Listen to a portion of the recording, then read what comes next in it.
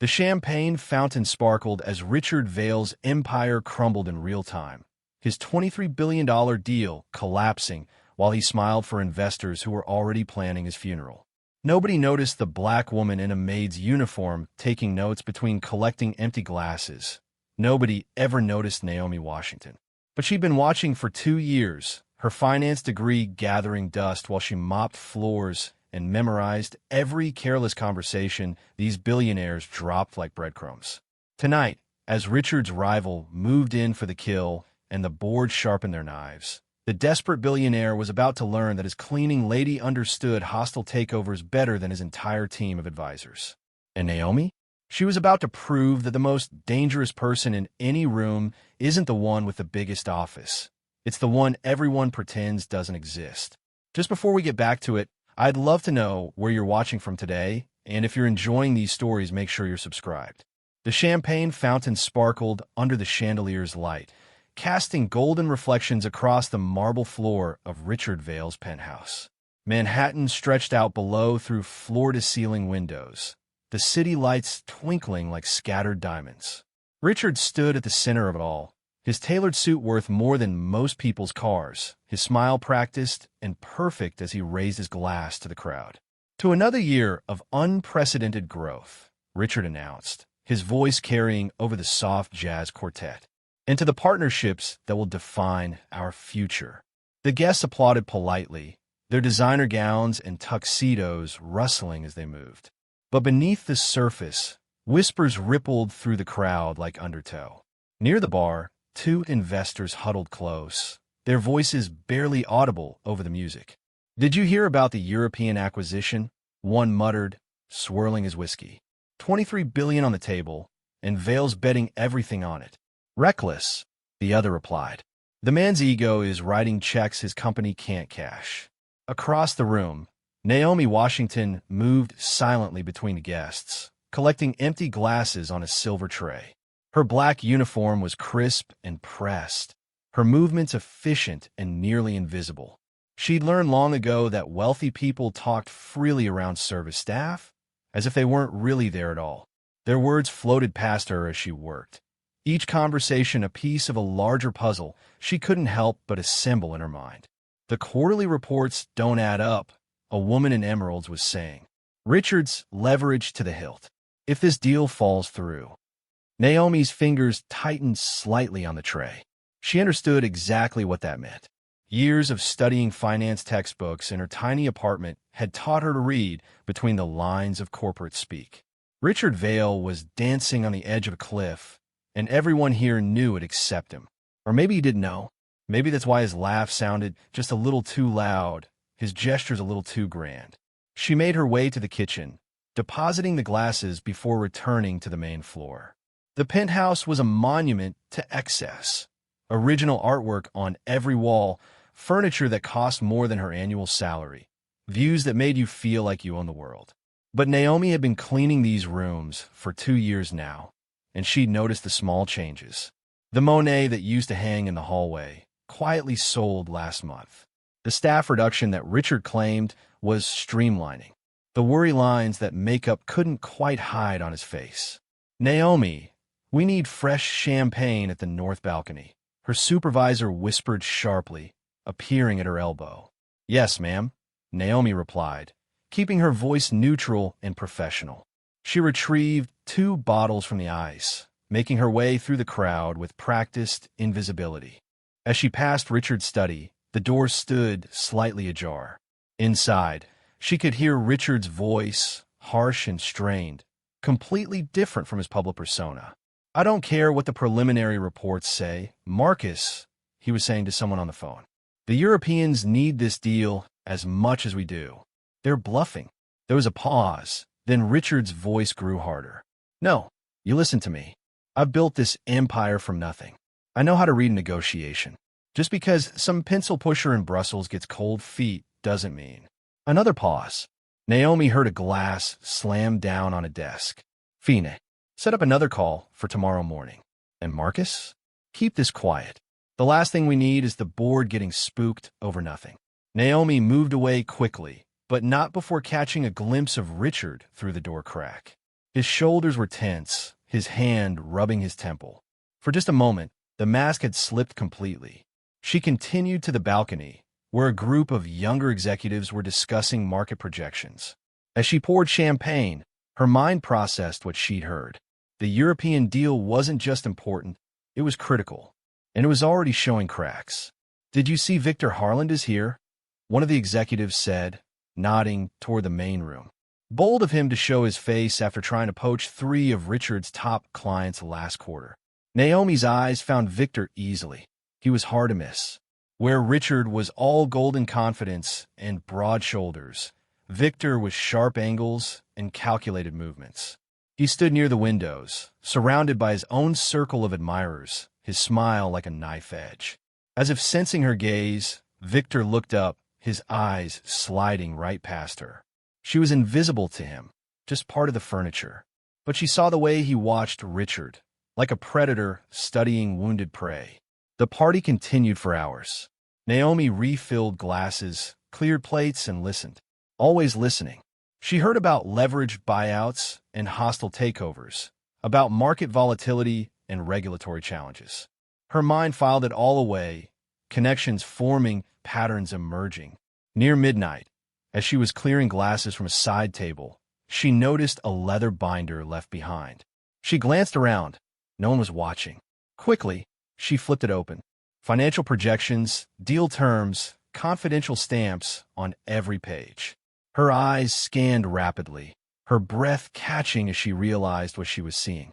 The European partners weren't just getting cold feet. They were setting Richard up. The terms had trapdoors, penalty clauses that would trigger if certain conditions weren't met. Conditions that, based on what she'd been hearing all night, were impossible to achieve. "Excuse me." Naomi's heart jumped.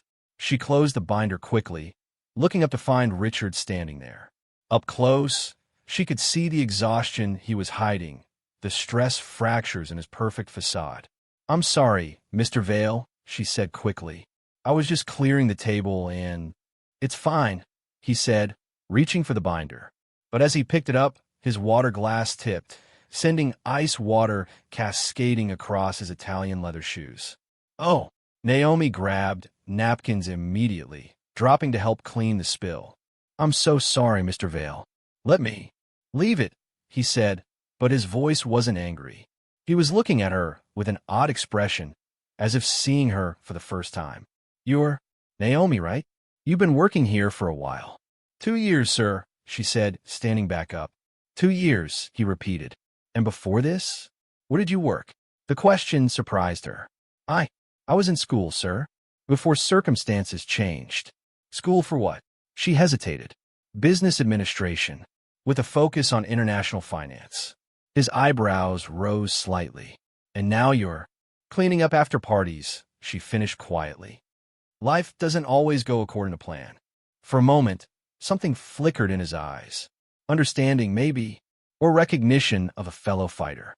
Then the mask slipped back into place. "No," he said. "I suppose it doesn't." He took the binder and walked away, leaving Naomi standing there with wet napkins in her hand. She watched him rejoin his guests, watched him slip back into his role of the confident billionaire. But she'd seen beneath the surface now. They both had. The party finally ended after 1 in the morning. Naomi helped clean up, her feet aching, her back sore. But her mind was racing. The trap in the European deal. Victor's predatory presence. Richard's desperate denial. It was all connected. She could feel it. Victor was the last guest to leave, making a show of shaking Richard's hand at the door. "Wonderful party, Richard," he said, his voice carrying clearly to where Naomi was collecting glasses. "Though I have to say, you look tired. Perhaps it's time to consider that retirement package we discussed. Leave the heavy lifting to those of us who still have the energy for it." "I'll rest when I'm dead, Victor," Richard replied, his smile sharp. "Which, despite your best efforts, won't be anytime soon." Victor laughed, but it was cold. "We'll see about that. Oh, and Richard, you might want to check your messages. I hear Brussels has been trying to reach you all evening. Something about restructuring the deal terms. Such a shame when partnerships fall apart at the last minute." He left with that, his footsteps echoing in the marble foyer. Naomi saw Richard's hand clench into a fist at his side, saw the way his jaw tightened. He pulled out his phone, his face paling as he read whatever was on the screen. By the time Naomi finally left the penthouse, it was nearly 3 in the morning. The subway ride to her apartment in Queens felt endless, her body exhausted, but her mind unable to rest. She climbed the 4 flights to her unit, careful not to wake the neighbors. Inside, her younger brother Marcus was asleep on the couch, his community college textbooks scattered on the coffee table. She covered him with a blanket, then went to her small bedroom. The walls were lined with business books, corporate finance, international trade, negotiation tactics. Books she'd bought secondhand, studied late into the night, dreaming of a different life. She pulled out a notebook from her desk, the one where she kept her observations from work. Not gossip, but real analysis. Pattern recognition. Market insights gleaned from overheard conversations. She began writing down everything from tonight, the pieces of the puzzle she'd collected. The European deal was collapsing. Victor knew it, had probably orchestrated it. Richard was too proud to see the trap. And somehow, she'd seen the actual terms, understood the poison pills hidden in the legal language. She looked at her notes, then at her reflection in the dark window. 28 years old, a maid in a billionaire's penthouse, with a mind that could dissect complex financial instruments, but no one who would ever listen to her. One day, she whispered to her reflection, one day, I'll be more than invisible. Her phone buzzed. A news alert. She opened it, her stomach dropping as she read the headline. Breaking. European conglomerate pulls out of Vail Enterprises deal. Stock futures plummet. It had begun. The morning sun hadn't even fully risen when Richard Vail stormed into his corporate headquarters. The building's lobby was already swarming with reporters, their cameras flashing like strobes as security held them back. Richard kept his head high, his expression controlled. But Naomi could see the truth in the television footage playing in the penthouse kitchen where she'd arrived early to clean up from last night's party. Mr. Vail, is it true the European deal has completely collapsed? Richard, what's your response to Victor Harlan's statement? Are you planning to step down? He ignored them all, disappearing into the executive elevator. Naomi watched the news coverage as she worked, her hands mechanically washing crystal while her mind raced. The financial channels were having a field day. Vail Enterprises stock had dropped 12% in pre-market trading. Turn that off, her supervisor snapped, bustling into the kitchen. Mr. Vail doesn't pay us to watch television, but he did pay them to be invisible, to blend into the background of his life.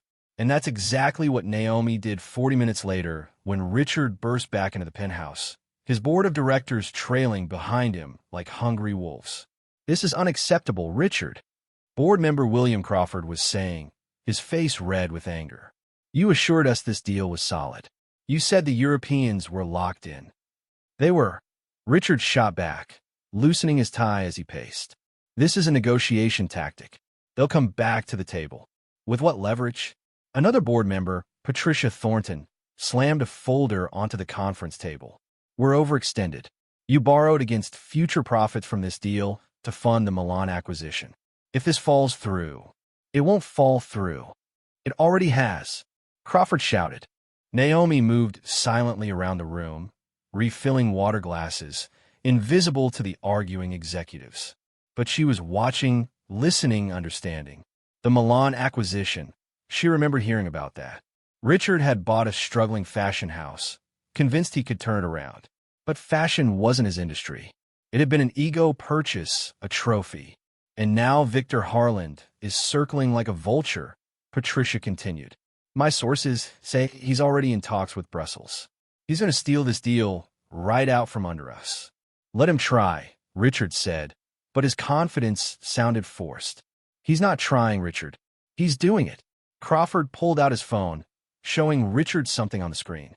This went live 10 minutes ago. Naomi couldn't see the screen from where she stood, but she saw Richard's face drain of color. That's impossible. How did he get those numbers? Does it matter? He's offering them better terms, and he's not leveraged to the hilt like we are. The argument continued for another hour. Accusations flew, voices raised, furniture was nearly thrown.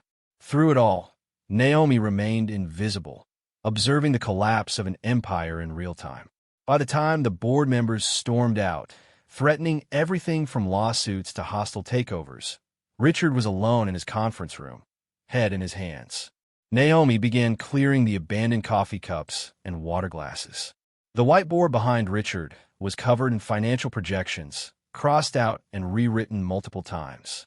Her eyes traced the numbers automatically, her mind processing the mathematics.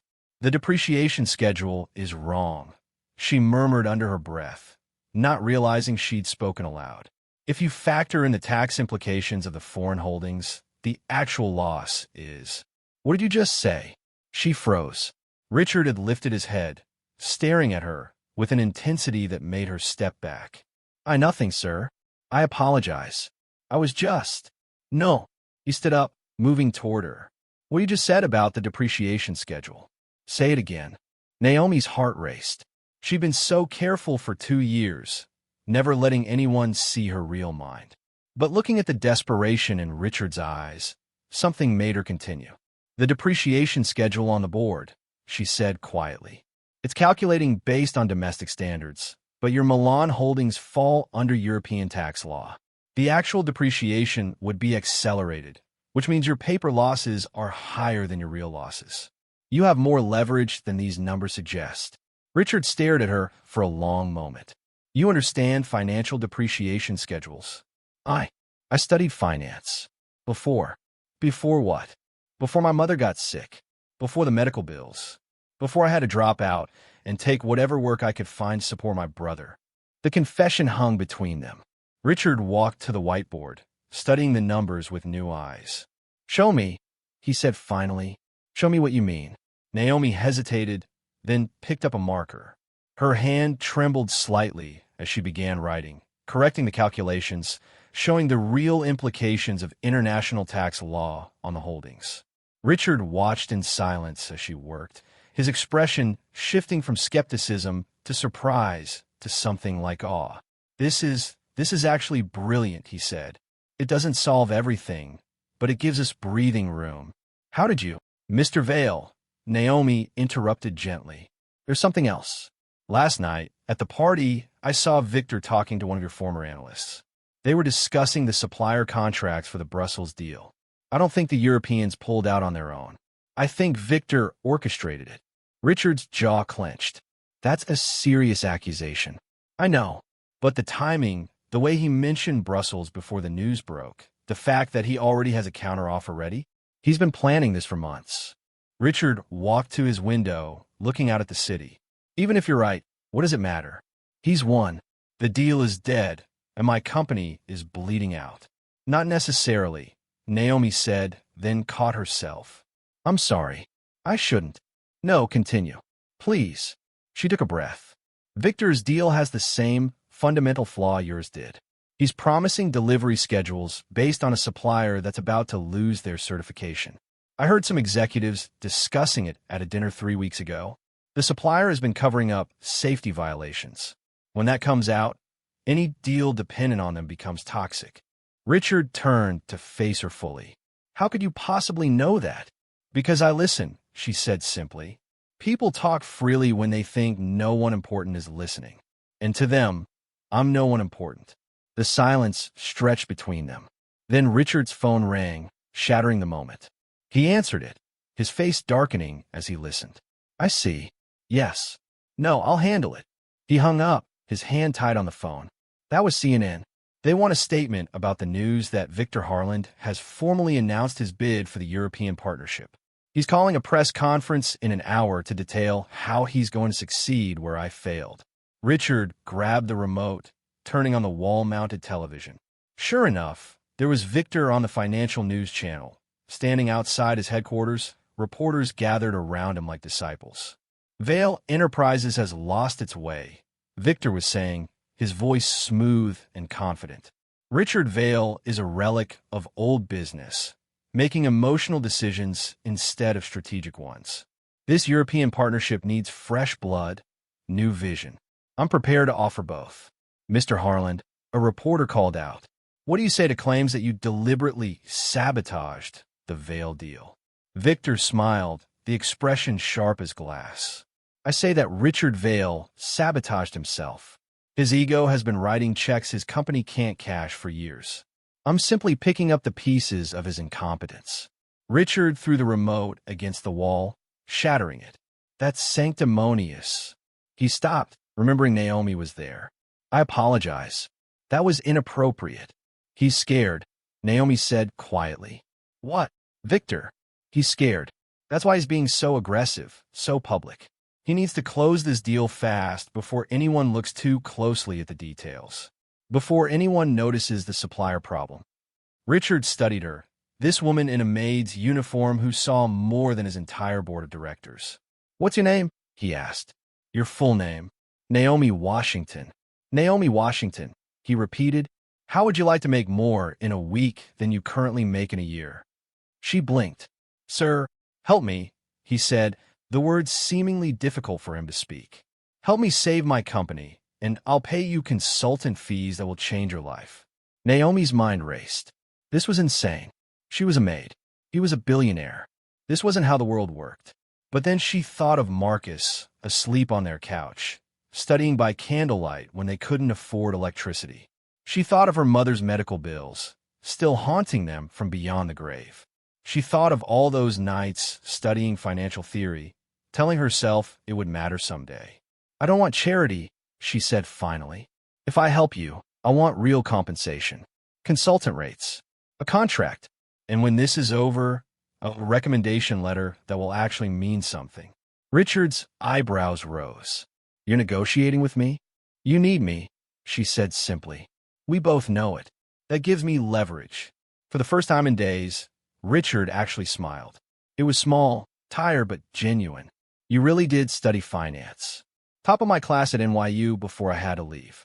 All right, Ms. Washington, you have a deal. But we need to move fast. Victor's already. He was interrupted by his phone ringing again. This time, his face went pale as he listened. How many? He asked quietly. I see. No, I understand. Thank you for the courtesy of telling me directly. He hung up, sinking into a chair. That was my biggest investor.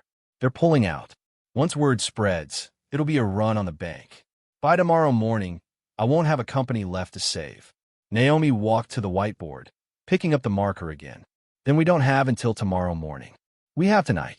One night to find Victor's weakness and exploit it. You really think we can do that? She turned to face him, and for the first time, Richard saw her. Not the uniform, not the position, but the fierce intelligence and determination that had been hiding in plain sight for 2 years. Mr. Vale, I've been invisible my entire life. I've watched people like Victor destroy people like you, and people like you ignore people like me. But right now, we need each other. You have the platform and the connections. I have the information and the perspective. Together, we might just pull off the impossible. Richard stood up, his exhaustion replaced by something new. Hope, maybe, or just desperation refined into determination. Then let's get to work. As night fell over Manhattan, an unlikely partnership was born in the ruins of a billionaire's pride.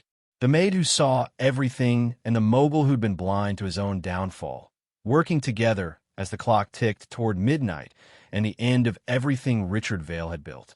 But Naomi Washington had learned long ago that the best opportunities came disguised as disasters. And this disaster was about to become her greatest opportunity of all. The night stretched ahead of them like a battlefield, and Richard Vale's penthouse had transformed into a war room. Papers covered every surface, laptops hummed with data, and empty coffee cups multiplied like soldiers gathering for battle. Naomi Washington sat across from Richard at his massive dining table, her maid's uniform replaced with one of her own blazers she'd retrieved from her locker, professional but clearly inexpensive next to Richard's $1,000 shirt. Let's establish terms, Richard said, sliding a hastily drafted contract across the table. $100,000 for the week, plus a $50,000 bonus if we succeed. Naomi read it carefully, her eyes catching every detail. Add a clause about the recommendation letter. And I want it in writing that my involvement remains confidential unless I choose to disclose it. You don't want credit? Credit is a luxury I can't afford yet. Victor Harland would destroy me if he knew I was helping you. I need to stay invisible a little longer. Richard nodded, making the additions. As he wrote, Naomi spread out her own materials. Notebooks filled with observations, printed articles she'd collected, financial reports she'd memorized during countless hours of cleaning empty boardrooms. Tell me about the supplier, Richard said, signing the contract and sliding it back. Everything you know. Burned Out Manufacturing, based in Cologne, Naomi began, her voice shifting into a professor's cadence. They hold exclusive contracts for specialized components that both your deal and Victor's require. 3 weeks ago, at the Morrison charity dinner, I overheard 2 German executives discussing an upcoming regulatory review. Burnout has been falsifying safety inspections. Their certification expires in 6 days, and it won't be renewed. Richard leaned forward. 6 days. Victor's planning to sign before then. Of course he is. But here's what he doesn't know. The regulatory review can be triggered early if someone files a formal complaint with supporting evidence. Which we don't have. No, Naomi agreed. But we don't need it. We just need Victor to think we have it. She pulled out a timeline she'd drawn, marking key dates and connections. Richard studied it, his mind working through the implications. This is sophisticated analysis, he said. Where did you really learn this? You'd be surprised what you can learn with a library card and determination, Naomi replied. Plus, your office has excellent Wi-Fi. I've been taking online courses during my breaks for 2 years. Before Richard could respond, his phone buzzed. Another investor pulling out. His jaw tightened, but Naomi placed a steady hand on the papers. Focus. Panic is what Victor wants. Let's use his arrogance against him. They worked through the night, Naomi teaching Richard angles he'd never considered. She showed him how to read between the lines of corporate statements, how to spot the tells in Victor's public appearances, how to think like someone who'd been underestimated their entire life. Your problem, Naomi said around 3 a.m, is that you've always fought power with power. But Victor's prepared for that. He's not prepared for subtlety. Subtlety isn't exactly my strong suit, Richard admitted, rubbing his exhausted eyes. I noticed. Remember the Whitman acquisition last year? Richard looked up sharply. How do you know about that? You screamed at your lawyers about it for 3 hours. The entire cleaning staff knows about it. She allowed herself a small smile. You tried to bulldoze Whitman, and he walked away. But if you'd noticed his wife's charity connections, you could have approached through that channel. Soft power, Mr. Vale. Sometimes it's more effective than hard power. Richard stared at her. You've been analyzing my deals? I've been learning from your mistakes. There's a difference. The honesty should have stung, but Richard found himself appreciating it. Everyone else told him what he wanted to hear. Naomi told him what he needed to hear. By dawn, they had a plan.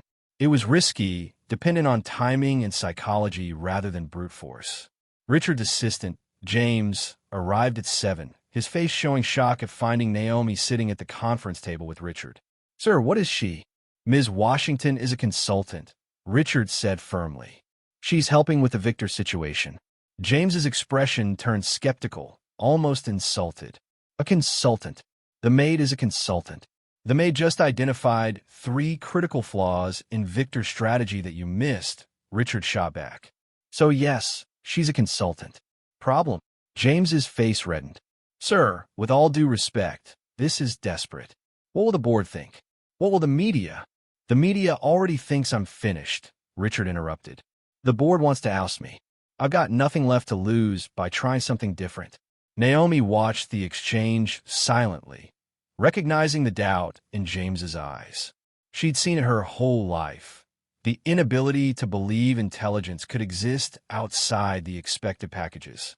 James, she said calmly, the Henderson report on your desk. Page 43 has a calculation error that understates liability by $12 million. You might want to correct that before the afternoon filing. James grabbed the report, flipping to the page. His face went pale. How did you? I clean your office every night. Sometimes I read what's left on desks. Consider it free quality control. Richard actually laughed, the first genuine laugh he'd had in weeks. James, I need you to set up a meeting with Davidson from the Times. Tell him I have a story about Victor he'll want to hear. Sir, talking to the media right now. is exactly what Victor won't expect. Do it. As James left, clearly rattled, Richard's lawyer, Jennifer Stevens, arrived. She took one look at Naomi and turned to Richard. Please tell me you haven't lost your mind entirely. Jennifer, meet Naomi Washington. She's going to help us save the company. Jennifer's expression was ice. The cleaning lady is going to save a multi-billion-dollar enterprise? The cleaning lady, Naomi said, standing to face her, identified the legal loophole Victor's using to circumvent the non-compete clause in your contracts. Section 47B, subsection 3. You classified the European deal as a partnership rather than an acquisition, which means the non-compete doesn't apply. Victor's lawyers found it. Yours didn't. Jennifer's mouth opened, then closed. She pulled out her phone, quickly scrolling through documents. How could you possibly? Your paralegal left the marked-up contract on the conference table 6 weeks ago. I read it while vacuuming. Richard watched Jennifer's worldview shift in real time. All right, the lawyer said slowly. What's your plan? They spent the next 3 hours refining their strategy. Naomi outlined Victor's weaknesses while Richard leveraged his remaining connections. They needed to move fast, but carefully, like defusing a bomb while running a marathon. The first test came that afternoon. Richard had to face his remaining investors, convince them not to flee. Naomi prepped him like a coach before a championship fight. Don't mention the supplier issue yet, she instructed. That's our ace. Instead, focus on the $40 million subsidiary deal with Columbia Textiles. It's small, but it's solid. Show them you can still win battles, even if the war looks lost. Columbia Textiles? The CEO's daughter goes to school with your assistant son. James mentioned it during a phone call last month. Have James reach out through that connection. Personal touches matter. Richard looked at her with something approaching awe. You really do see everything. I see what people ignore. There's a difference. The investor meeting was brutal. They sat around Richard's conference table like vultures, ready to pick the bones clean. But Richard followed Naomi's script, staying calm, focusing on small victories rather than grand promises. When Thomas Garrett, his oldest investor, started to waver, Naomi quietly slipped Richard a note. Mention his grandson's startup. Tom, Richard said smoothly, before you make any decisions, remember that my tech division is perfectly positioned to partner with your grandson's AI startup. We've been watching his work. Brilliant kid. Takes after you. Thomas's expression softened slightly. You know about Jeremy's company? Of course. We're family here, Tom. We don't abandon family at the first sign of trouble. It wasn't enough to stop the bleeding entirely, but it slowed it. 3 investors agreed to wait 72 hours before making final decisions. It was breathing room, barely, but Naomi had taught Richard that sometimes barely was enough. That evening, as Manhattan glittered outside the penthouse windows, Naomi finally allowed exhaustion to show. She sat on Richard's expensive couch, looking small and tired but somehow undefeated. You should rest, Richard said, bringing her coffee anyway. We've been at this for 20 hours straight. I can't afford to rest. Neither can you. Why are you really doing this? Richard asked, sitting across from her. It's not just about the money. Naomi was quiet for a moment. My mother was brilliant, smarter than me. She could have been anything, but she was born in the wrong place, the wrong time, the wrong color. She died believing the world had no place for people like us at tables like yours. She looked directly at Richard. I'm doing this because I need to prove her wrong. And because you need to learn she was wrong, too. Richard felt something shift in his chest, an understanding that transcended business. I've been an ass, haven't I? All these years, having someone like you right there, and I never saw it. You saw what you expected to see. Most people do. Not anymore, Richard said firmly. When this is over, let's focus on making sure there isn't after this, Naomi interrupted. Tomorrow, Victor makes his move. We need to be ready. The morning arrived with all the subtlety of a declaration of war. Victor Harland appeared on every financial news channel, standing in front of the European Union Trade Building, announcing his revolutionary partnership that would redefine international commerce. His smile was sharp enough to cut glass, and every word was aimed at Richard's jugular. Some leaders know when to step aside. Victor said to the cameras. Richard Vale had his time, but that time has passed. Today marks the beginning of a new era. Richard watched from his office, his hands clenched. Naomi stood beside him, taking notes on every word Victor said, every gesture he made. He's overconfident, she observed. Look at his body language. He's not even considering the possibility of failure. Maybe because he doesn't need to, Richard said bitterly. He's got everything. The momentum, the media, the money. No, Naomi corrected. He's got arrogance. And arrogance makes people sloppy. Watch, he's about to mention the supplier. Sure enough, Victor began describing the ironclad supply chain that would ensure delivery. He name-dropped burned-up manufacturing, calling them the gold standard of European industrial excellence. Naomi smiled. He just put all his chips on a losing bet. He doesn't know about the certification issue. But we can't prove it without evidence. We don't need to prove it. We just need the right person to ask the right question at the right time. She pulled out her phone. There's a German journalist, Eric Muller. He's been investigating Burndot for months. I've been feeding him anonymous tips through a secure email. Richard stared at her. You've been running intelligence operations from my penthouse. I've been protecting my investment. If you fall, I'll lose my job.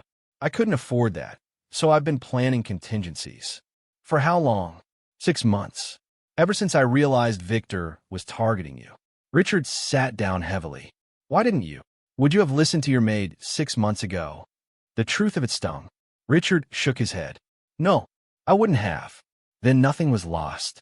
But now you're listening, and that changes everything. She showed Richard the email thread with the journalist, careful to keep her identity hidden even from him. Muller is hungry for this story. One phone call from someone credible asking about Burndot certification, and he'll run with it. Someone credible rules me out. Victor's painted me as desperate. Not you, Naomi agreed. But what about Margaret Fuller, the SEC commissioner? Your ex-wife's college roommate. They still have lunch monthly. A casual question from her would spark everything. Richard's expression was complicated. You're suggesting I call my ex-wife and ask for help. I'm suggesting you swallow your pride to save your company. Your choice. The call to his ex-wife, Catherine, was perhaps the most painful thing Richard had done in years. Naomi listened as he humbled himself, admitted his mistakes, asked for help. Catherine was cold at first, but something in Richard's genuine desperation must have reached her. One call. Catherine finally agreed. I'll have Margaret ask about Burnt. But Richard? This is the last favor. Ever. Understood. And Catherine? Thank you. After he hung up, Richard looked drained. She used to love me, you know, before I became this. You're becoming something else now, Naomi said gently. Sometimes it takes losing everything to find out who you really are. The afternoon brought the next phase of their plan. Naomi had identified a crucial weakness in Victor's investor coalition. Several of them had exposure to markets that would be disrupted if Burnout failed. They needed to plant doubt without seeming desperate. You can't approach them directly, Naomi explained. But Eleanor Hastings can. My board member? She hates me right now. No, she hates losing money.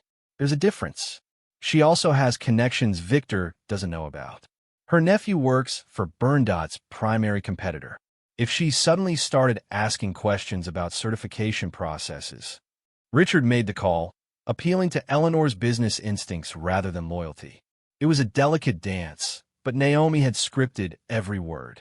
Just wondering, Eleanor, Richard said casually, have you heard anything about regulatory changes in German manufacturing? My sources suggest something's brewing. Eleanor was suspicious but intrigued. What kind of sources? The kind that have made me very wealthy over the years. Do what you will with the information. As evening approached, the first crack appeared in Victor's armor. The German journalist published a questioning piece about Burndot's safety record. It wasn't conclusive, but it raised questions. Financial Twitter began buzzing. Victor's stock price dipped 2%. It's working, Richard said, watching the numbers. It's just beginning, Naomi corrected. Victor will counterattack. We need to be ready. Sure enough, within an hour, Victor was on television again, dismissing the desperate fake news planted by a failing competitor. He announced that the signing ceremony would be moved up to tomorrow afternoon, before any manufactured scandals could interfere. He's accelerating, Naomi observed. That's fear. Or confidence. No. Watch his hands. He's fidgeting. He knows something's wrong, but can't identify what. He's trying to close before we can fully execute. Richard's phone rang. It was Davidson from the Times.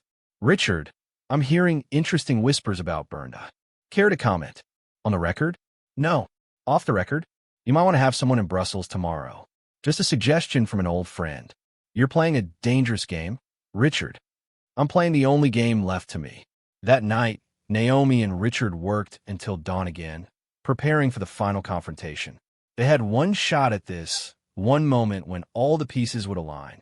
If they missed it, everything would collapse. You need to be at the signing, Naomi said. Your presence will rattle Victor. I wasn't invited. Since when has that stopped, Richard Vale? He smiled grimly.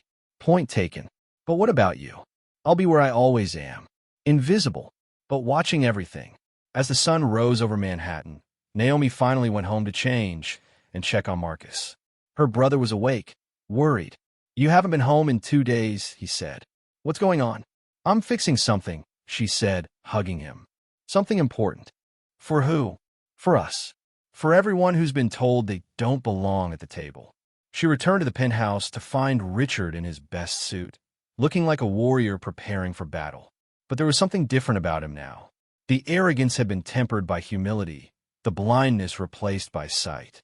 Whatever happens today, he said to Naomi, I want you to know something. You've taught me more in 3 days than I learned in 30 years of business. You were a good student, she replied. Eventually, if this works, everything changes. You know that, right? You won't be invisible anymore. I know, Naomi said quietly. I'm ready for that. Richard headed for the door, then paused. The supplier certification expires in 3 days, right? Yes. And Victor doesn't know. He's about to find out. Richard nodded, straightening his tie. Then let's go ruin his day. As Richard left for the signing ceremony, Naomi took her position in his office, multiple screens open, phones ready, her network of connections primed. She might be invisible, but she was about to show everyone that invisible didn't mean powerless. The ceremony was being held at the St. Regis Hotel, a temple to old money and established power. Media from around the world had gathered. Victor stood at the podium like a conquering hero, the European partners beside him, victory seemingly assured. Then Richard Vale walked in. The room erupted in whispers. Security moved to intercept him, but Richard held up an invitation. Naomi had discovered that the hotel's event coordinator owed Richard a favor from years ago. One phone call had secured entry. Just here to witness history, Richard said, loudly enough for the microphones to catch. Don't mind me. Victor's jaw tightened, but he maintained his smile. How appropriate that you're here to see the future of business being written, Richard. Perhaps you'll learn something. Oh, I've been learning a lot lately, Richard replied, taking a seat in the front row. Amazing what you can discover when you start paying attention to the right people.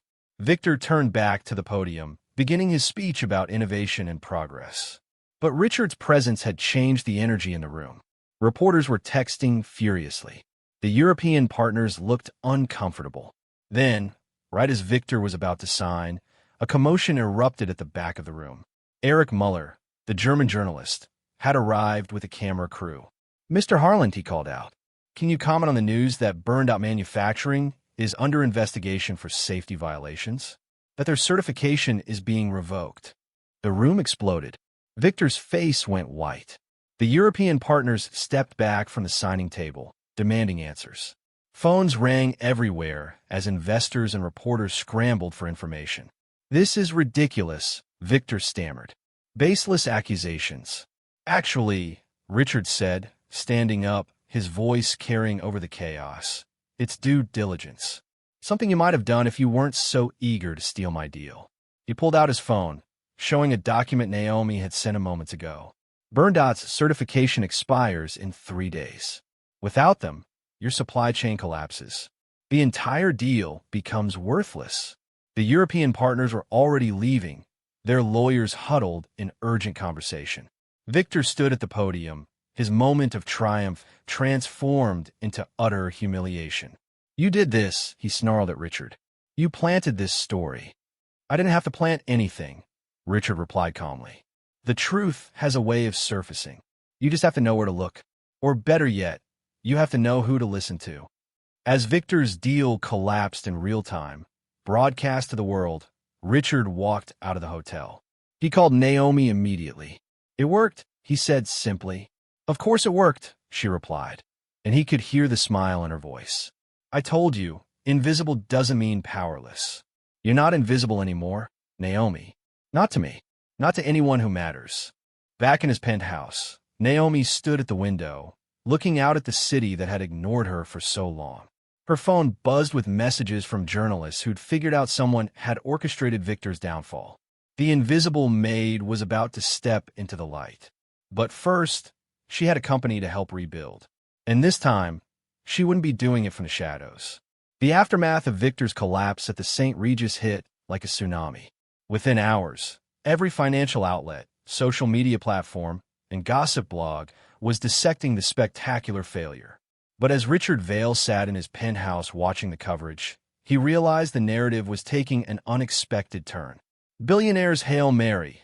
Richard Vail relies on cleaning lady to save empire, read the Business Insider headline. The accompanying photo showed Naomi in her maid's uniform, a file photo someone had dug up from the building security company.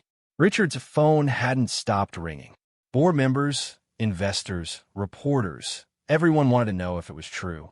Had the great Richard Vail really been saved by his maid? "Turn it off," Naomi said quietly from beside him. She'd been monitoring the coverage on her laptop, watching her anonymity evaporate in real time. "They're mocking you," Richard said, anger building in his voice. "This is wrong. You're brilliant, and they're reducing you to what I am," Naomi interrupted. "A maid who noticed things." "That's not an insult, Mr. Vail. It's the truth." Before Richard could respond, James burst in, his face flushed with panic. "Sir, it's worse than we thought. Someone leaked internal emails showing you've been working with Ms. Washington. They're calling her the cleaning lady CFO. Twitter is having a field day." Richard grabbed James's tablet, scrolling through the social media storm. Memes were already spreading. Photos of mops with MBA degrees, jokes about janitor consultants, cruel commentaries about desperation. His jaw clenched tighter with each post. "How do they find out?" he demanded. "Victor," Naomi said simply. "This is his counterstrike. He can't attack the facts, so he's attacking the credibility. Making you look desperate, and me look like a joke." Richard's phone rang.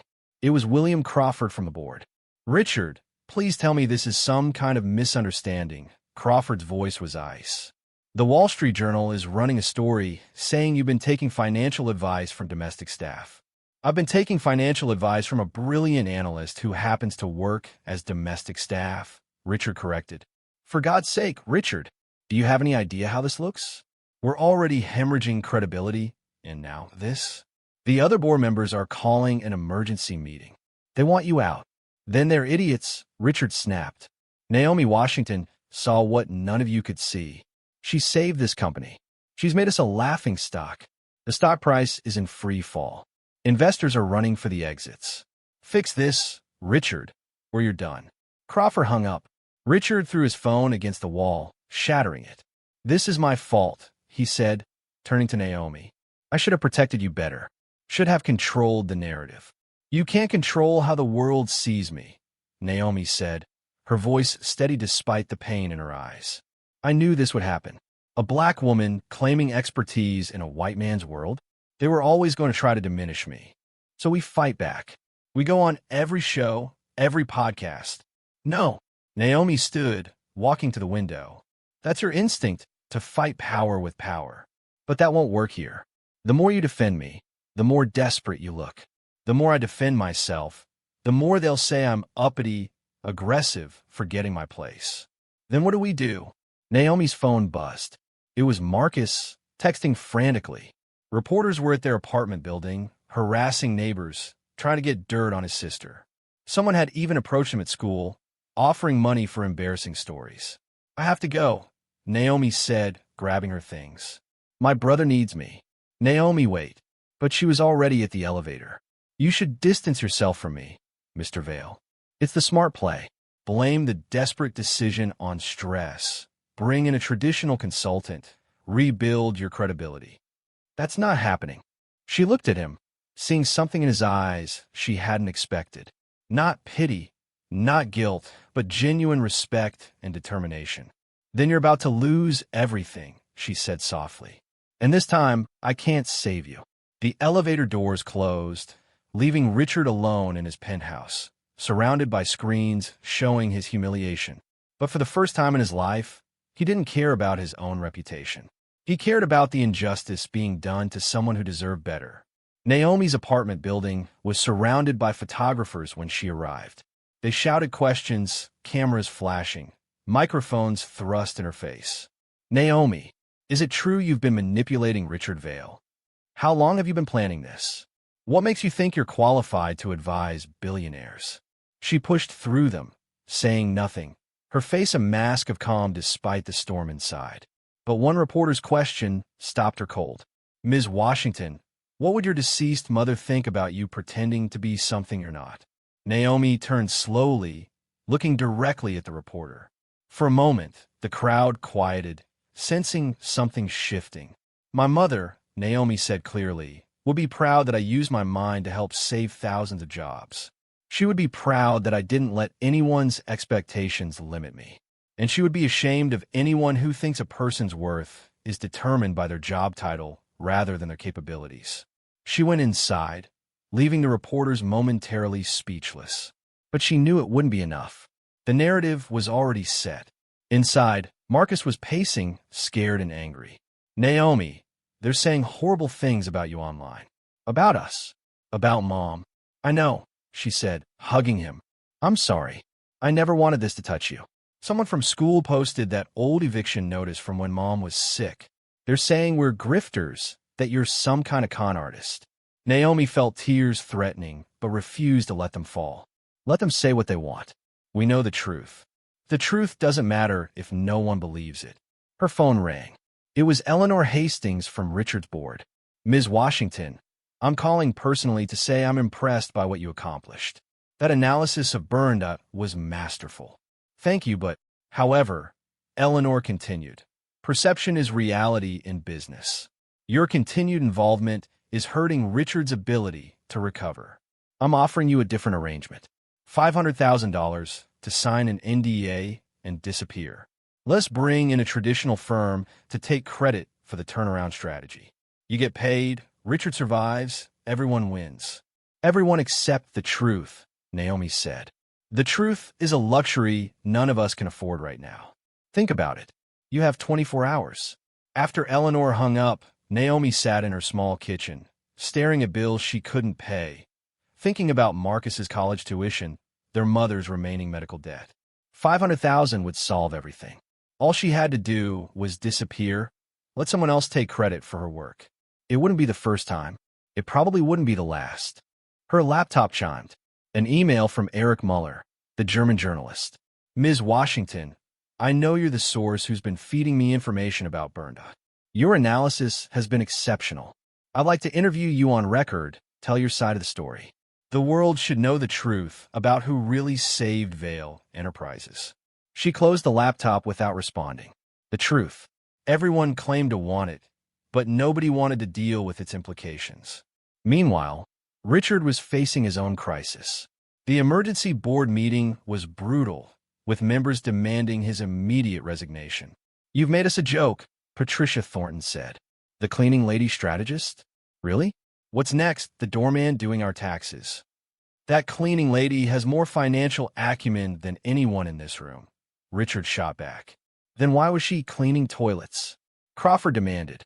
If she's so brilliant, why wasn't she at Goldman Sachs? Because the world isn't fair, Richard said.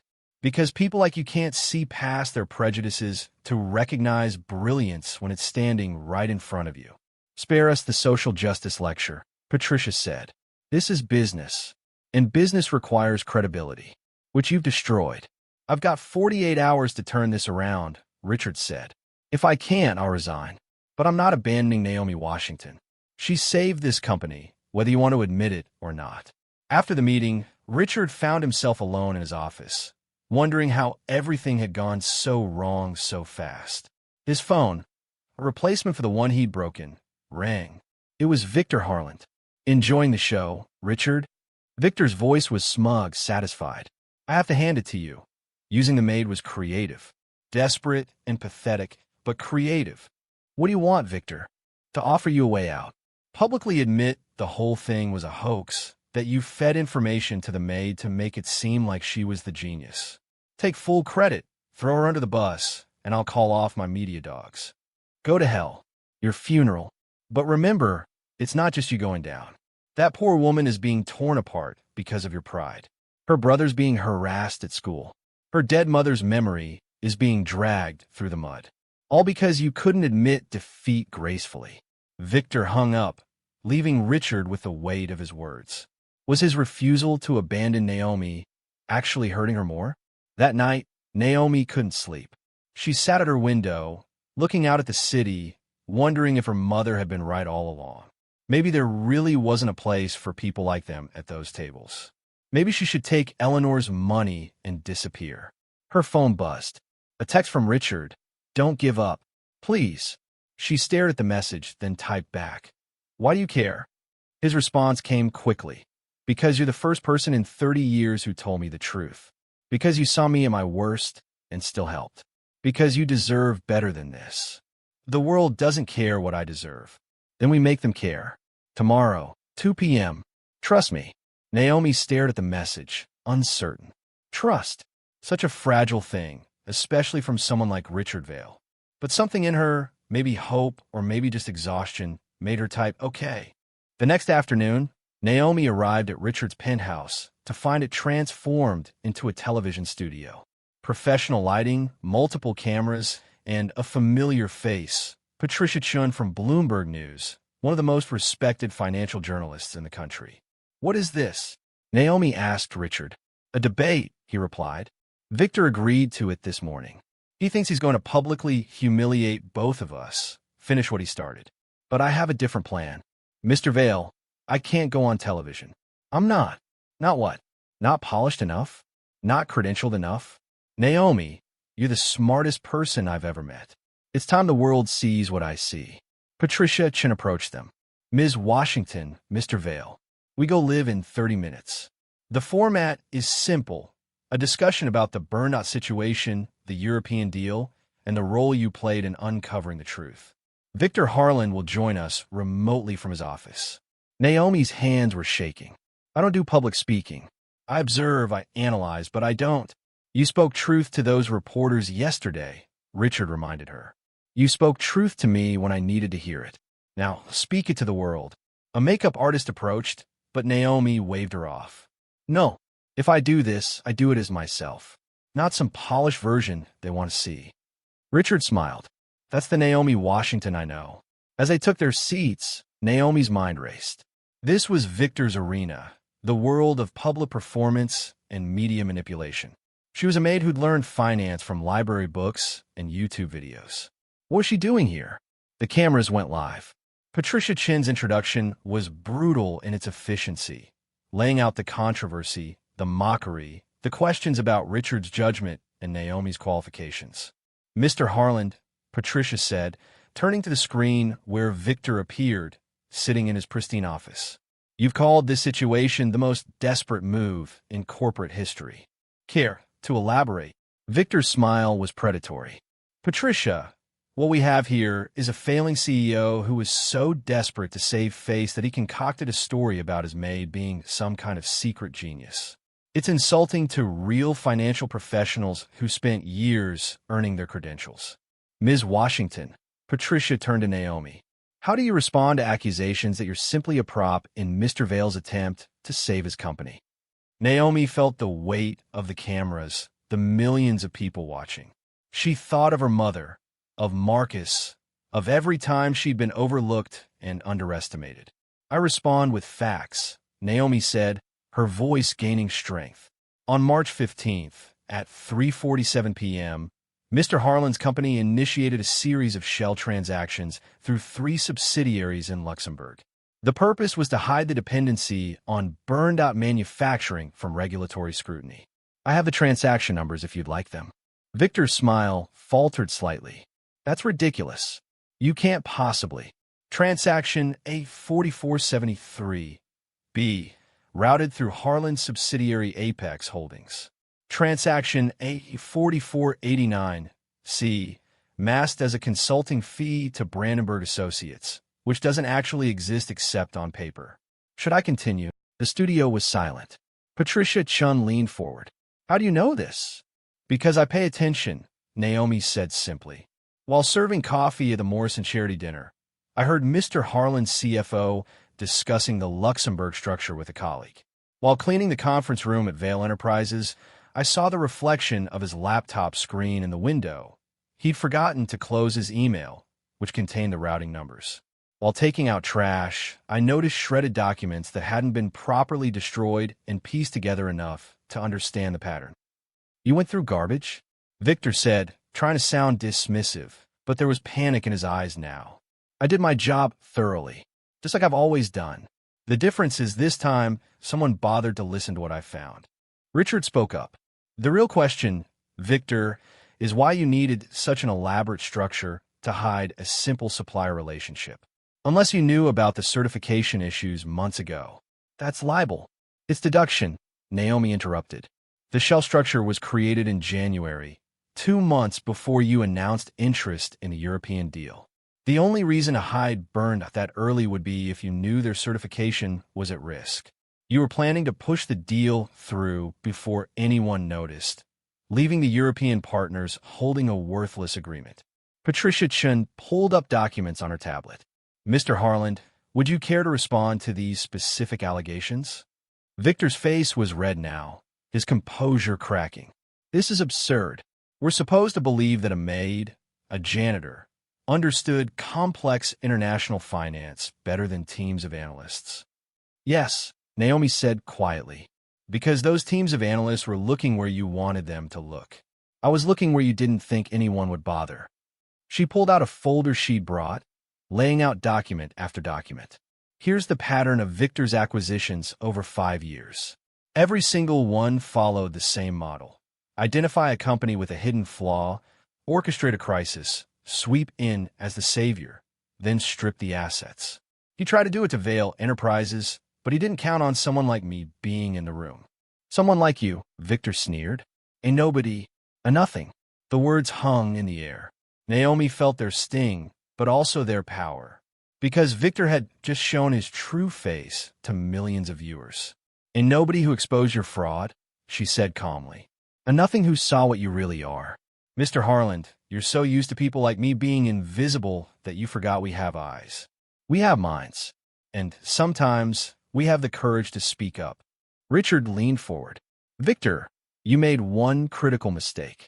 You assumed that brilliance only comes from ivory towers and corner offices. You never considered that someone who'd fought for every opportunity, who'd learned from necessity rather than privilege, might see angles you'd miss. This is a circus, Victor sputtered. Patricia, surely you're not buying this fairy tale? Patricia looked at her tablet. Actually, Mr. Harlan, I've just received word that the SEC has opened an investigation into your Luxembourg subsidiaries based on the information Ms. Washington just provided. Would you care to comment? Victor's screen went black. He disconnected. The studio was quiet for a moment. Then Patricia turned back to the camera. Ladies and gentlemen, you've just witnessed something extraordinary. Not just the exposure of potential financial fraud, but the breaking of a different kind of illusion. The assumption that expertise can only come from expected sources. After the cameras stopped rolling, Naomi slumped in her chair, exhausted. The adrenaline was wearing off, leaving her shaky and drained. You were magnificent, Richard said softly. I was terrified. Courage isn't the absence of fear. It's acting despite it. Patricia Chin approached them. Ms. Washington, that was one of the most compelling interviews I've done in 20 years. The network wants to offer you a position as a financial analyst. Your perspective, your methods, they're unique. Naomi blinked, stunned. I need to think about it. As they left the studio, Richard's phone was exploding with messages. The board members who'd wanted him out were backtracking. Investors were calling to congratulate him on finding such an unusual talent. The narrative was shifting, but outside, they found Victor Harland waiting by his car, his face twisted with rage. "You think you've won?" he snarled at Naomi. "You're still just a maid playing dress-up. This isn't over." "Yes, it is," Richard said, stepping between them. "You're done, Victor, and you're beaten by someone you consider beneath notice." That got to sting. Victor's hands clenched into fists, but his lawyer grabbed his arm, whispering urgently about the cameras still rolling from across the street. He got in his car, but not before giving Naomi one last venomous look. "He'll come after me," Naomi said quietly. "My history, my family, everything. Let him try," Richard replied. "You've got something he'll never have, the truth. And now you've got something else too." "What's that?" "A voice, and people ready to listen." That evening, Naomi returned to her apartment to find it filled with flowers. Not from admirers, but from other invisible people, janitors, security guards, food service workers, all saying the same thing. "Thank you for showing them we matter." Marcus was reading the messages, tears in his eyes. "Naomi, you're trending worldwide, but not the memes anymore. People are calling you a hero." "I'm not a hero," she said, hugging him. "I just did my job. All of it." Her phone rang. It was Eleanor Hastings. "Ms. Washington, I owe you an apology. The board would like to formally offer you the position of Chief Strategy Officer at Vail Enterprises. Your own office, a seven-figure salary, and the respect you've always deserved."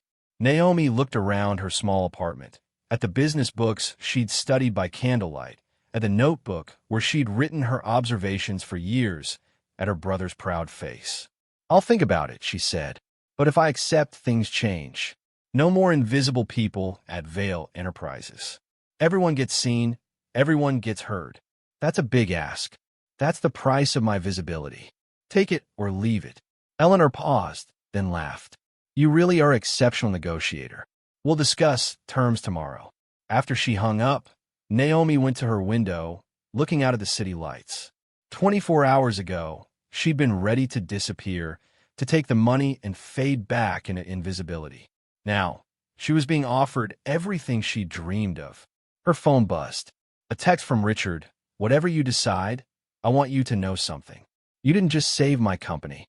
You saved me from becoming someone I wouldn't have been able to live with. Thank you." She typed back, "We saved each other."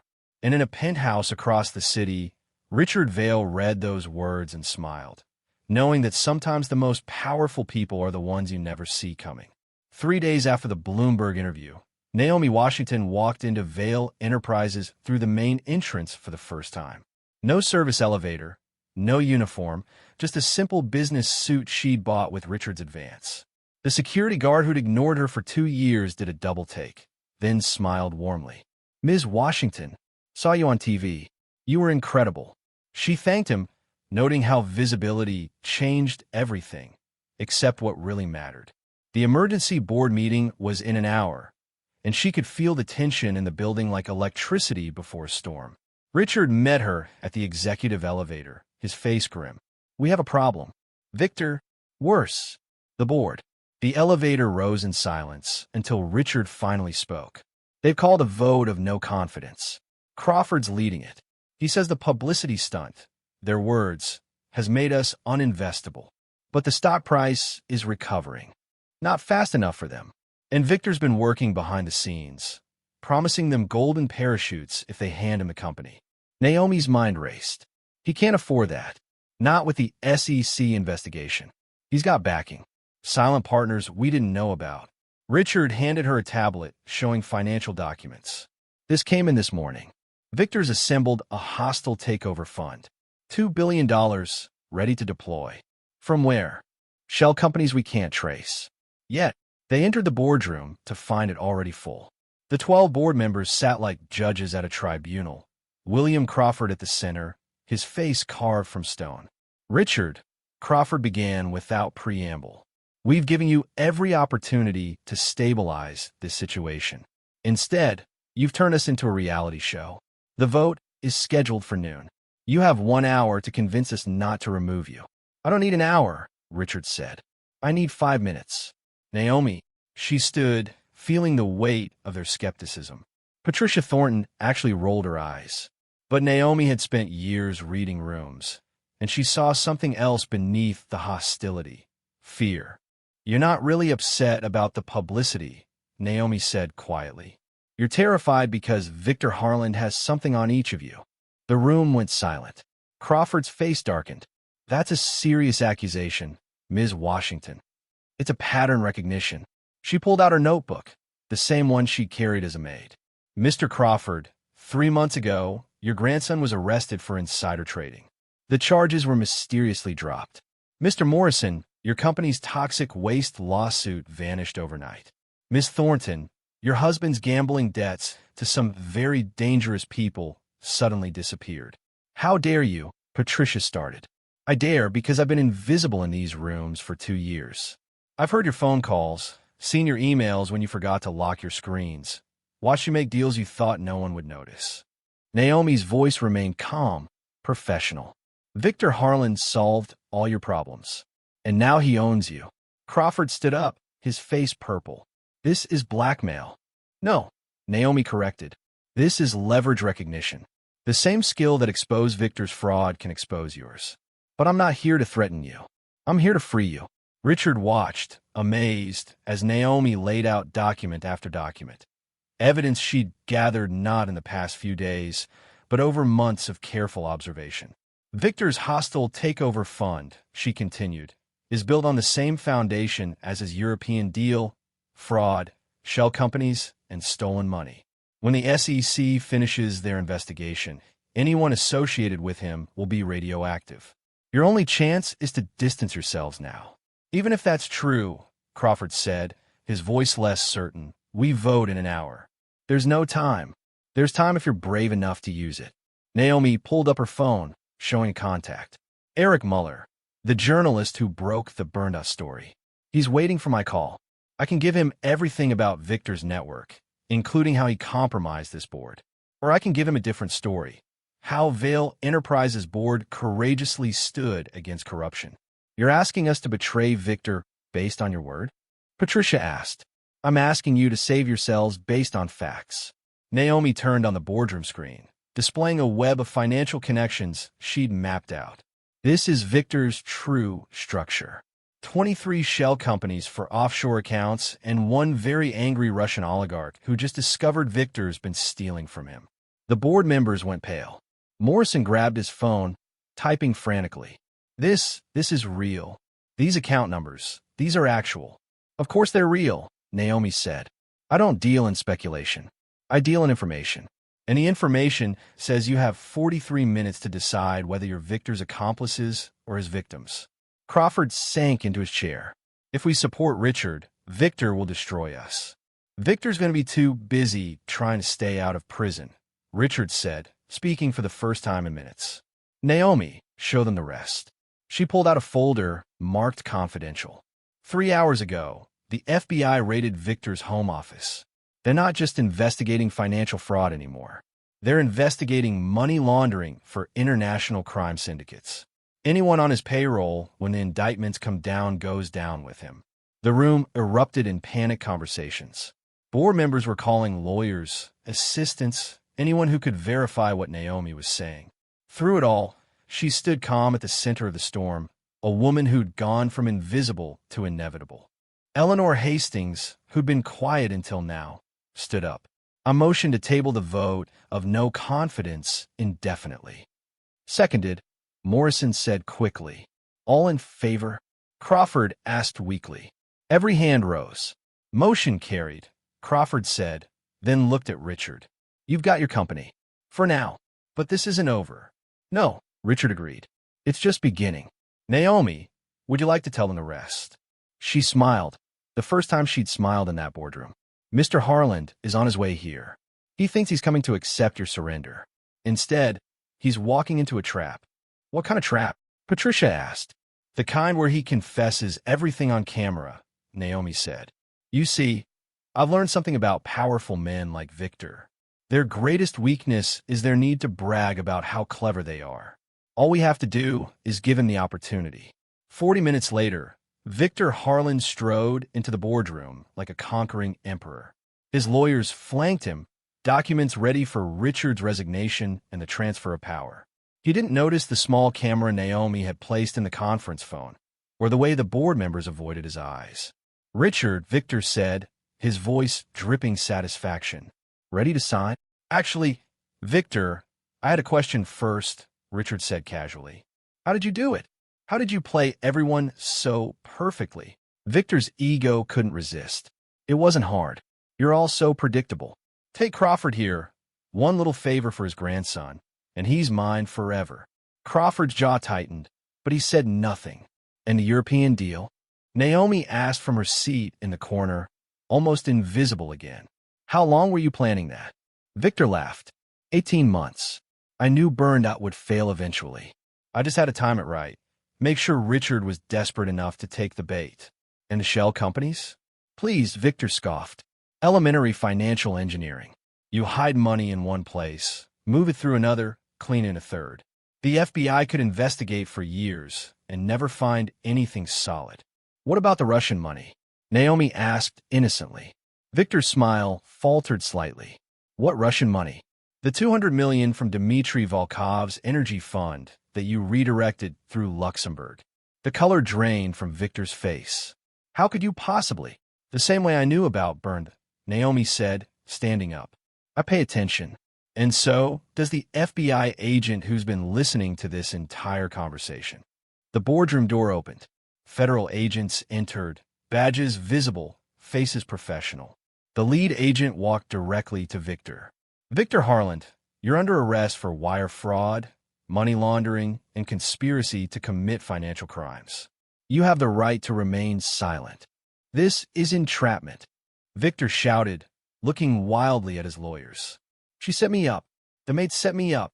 "The maid," Naomi said quietly, "outsmarted you, because you never thought to guard yourself against someone you considered beneath notice." As the agents cuffed Victor, he turned to Richard with pure hatred. "This isn't over. I have resources you can't imagine. I'll be out in hours." "Actually," the lead FBI agent said, "Mr. Volkov has frozen all your accounts and is cooperating fully with our investigation. Turns out he doesn't like being stolen from." They dragged Victor out, his screams echoing down the hallway. The boardroom sat in stunned silence until Crawford finally spoke. "Ms. Washington, how long have you been working with the FBI?" "Since yesterday," she replied. "When I realized Victor's fraud went beyond corporate crime into international money laundering, I made a call. They were very interested in what I had to share." Patricia Thornton laughed, actually laughed. "You played him. You played all of us." "I revealed the truth," Naomi corrected. "That's all I've ever done. The difference is, now people listen." Eleanor Hastings stood up. "I'd like to formally nominate Naomi Washington for the position of Chief Strategy Officer, effective immediately." "Seconded," Crawford said, his voice humble for the first time Naomi had ever heard. "All in favor?" This time, the vote was unanimous. 6 weeks later, the signing ceremony for the restructured European deal was held in the same St. Regis Hotel where Victor had fallen. But this time, the atmosphere was completely different. Media from around the world had gathered not to witness a corporate battle, but to see the conclusion of what Bloomberg had called the most dramatic corporate turnaround in modern history. Richard Vail stood at the podium, but beside him, equally prominent, stood Naomi Washington. She wore a designer suit now, a gift from a fashion house that wanted to dress the woman who'd become a symbol of overlooked brilliance. But on her lapel, she wore a small pin, a mop and bucket made of gold, a reminder of where she'd come from. "Ladies and gentlemen," Richard began, 6 weeks ago, Vail Enterprises was on the brink of collapse. We were saved not by traditional thinking or conventional wisdom, but by someone who saw what others missed, who heard what others ignored, who understood that wisdom doesn't only come from corner offices. He turned to Naomi. "Ms. Washington, would you like to explain the new deal structure?" Naomi stepped to the microphone, no longer nervous about public speaking. She'd done dozens of interviews, spoken at conferences, even testified before Congress about corporate fraud detection. But this moment felt different. This was the completion of a journey that had started in a penthouse kitchen, listening to conversations she wasn't supposed to hear. The new European partnership is built on transparency, she began, her voice clear and confident. Every supplier is verified, every transaction traceable, every promise backed by substance rather than speculation.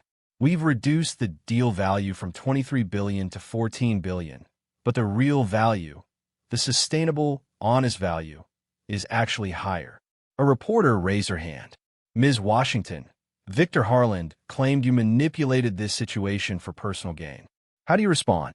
Victor Harland is currently facing 47 federal charges and has been denied bail, Naomi replied calmly. I think his credibility speaks for itself. But to answer your question, I gained something invaluable from the situation. A voice.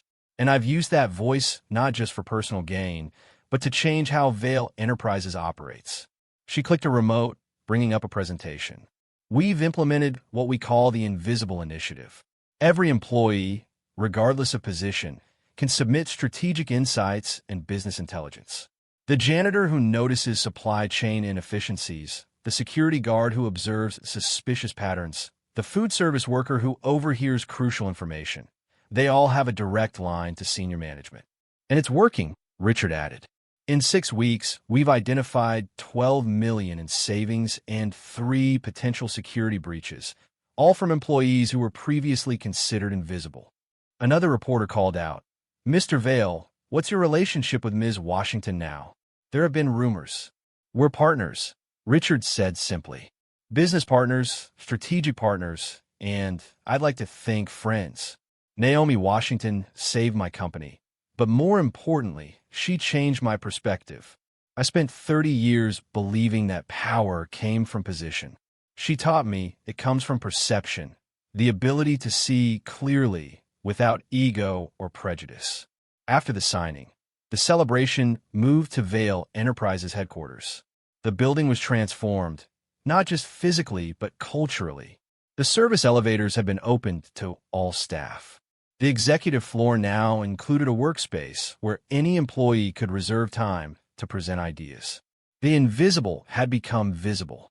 Marcus was there, wearing his first suit, having just been accepted to NYU's business school with a full scholarship funded by a new program Naomi had established. He hugged his sister tightly. Mom would be so proud, he whispered. She always was, Naomi replied. We just had to prove to the world what she already knew. Eleanor Hastings approached with a champagne glass. Naomi, I've been on 30 boards in my career. I've never seen anything like what you've accomplished. You didn't just save a company. You've changed how business thinks about talent and intelligence. I had help, Naomi said, nodding toward Richard, who was talking to employees he'd never noticed before, maintenance staff, security guards, cafeteria workers. He was listening to them, really listening, taking notes on their ideas. He's different, Eleanor observed. You changed him. We changed each other. That's what good partnerships do. The celebration continued into the evening, but Naomi stepped away for a moment of quiet. She found herself in Richard's office, the same room where she'd first revealed her knowledge, where everything had changed. The city sparkled below, lights stretching to the horizon. Richard found her there, hiding from your own party. Reflecting, she corrected. 6 weeks ago, I was nobody. Now, you were never nobody, Richard interrupted. You were unrecognized. There's a difference. They stood in comfortable silence, watching the city. Finally, Richard spoke again. I've been thinking about what's next. Vail Enterprises is stable. The European deal is signed. Victor's going to prison. We could coast now, play it safe. But safe isn't what got us here. I want to do something different. A venture fund. Maybe investing in overlooked talent, unconventional thinkers, people who clean up messes while building empires in their minds. Naomi suggested with a smile. Exactly. Partners. Naomi considered. 6 weeks ago, she'd been fighting for survival, for recognition, for a chance to be heard. Now she was being offered the opportunity to ensure others wouldn't have to fight as hard. One condition, she said. We call it the Visible Fund. And our first investment goes to a scholarship program for children of service workers. Done. Richard extended his hand. Partners. She shook it. Partners. As the party continued below, they went over initial plans, ideas flowing between them with the ease of true collaboration. No longer the billionaire and the maid, but two minds that had found respect and synergy in the most unlikely circumstances. A knock at the door interrupted them. James, Richard's assistant, entered with an iPad. Sir, Ms. Washington, you need to see this. On the screen was breaking news. Victor Harland attempts suicide in federal custody. Condition critical. The room went quiet. Naomi felt a complex mix of emotions. Not satisfaction, not guilt, just a deep sadness at how far pride could make someone fall. He left a note. James continued. It says, I was destroyed by someone I never saw coming. Remember that the invisible ones are watching. Richard looked at Naomi. How do you feel about that? She thought for a long moment. I feel responsible, not for his choices, but for ensuring that what happened here means something, that it changes things.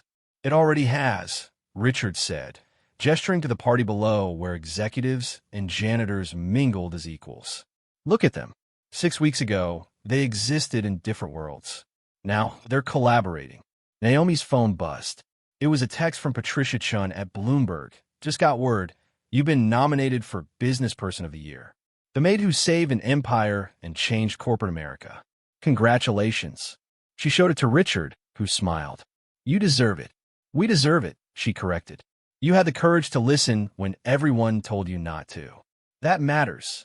The party was winding down when Crawford approached them. The man who'd been ready to destroy them both 6 weeks ago now looked humbled, aged. Ms. Washington, he said formally, I owe you an apology and a debt. You could have destroyed me with what you knew. Instead, you gave me a chance to make things right. Everyone deserves a second chance, Mr. Crawford, even billionaires who've lost their way. He smiled slightly. I'm retiring from the board. But before I go, I want you to know something. In 40 years of business, you're the most formidable strategist I've ever encountered. And you did it all while the rest of us weren't even looking. After he left, Naomi and Richard stood at the window one last time. The city below was alive with possibility, millions of stories unfolding, countless invisible people with brilliant minds waiting to be recognized. What are you thinking? Richard asked. I'm thinking about all the Naomi Washingtons out there, she replied. The security guards with engineering degrees, the food service workers with coding skills, the janitors with solutions to problems their bosses don't even know exist. We'll find them, Richard promised. The Visible Fund will change that. It's a start, Naomi agreed. Then, looking at her reflection in the window, no longer in a maid's uniform, but still fundamentally herself, she added, You know what the real turnaround was? Not the company, not the stock price. It was the moment you stopped seeing me as just a maid and started seeing me as a mind. And the moment you stopped seeing me as just another arrogant billionaire and saw someone capable of change, Richard replied. They stood there as equals, partners, friends, proof that sometimes the most powerful revolutions happen not in boardrooms or battlefields, but in the simple act of seeing people for who they really are. The next morning's headlines would scream about the European deal, about Vail Enterprises' remarkable recovery, about Victor Harland's downfall. But the real story, the one that would ripple through corporate America for years to come, was simpler. A maid had been listening, a billionaire had learned to hear, and together they'd proven that brilliance exists everywhere, waiting to be recognized. Naomi Washington had begun this journey invisible, cleaning up after the powerful, while her mind dissected their empires. She ended it standing in the spotlight, but she carried with her every lesson learned in the shadows. The notebook she'd filled as a maid now sat on her executive desk, a reminder that the most powerful position isn't always at the head of the table.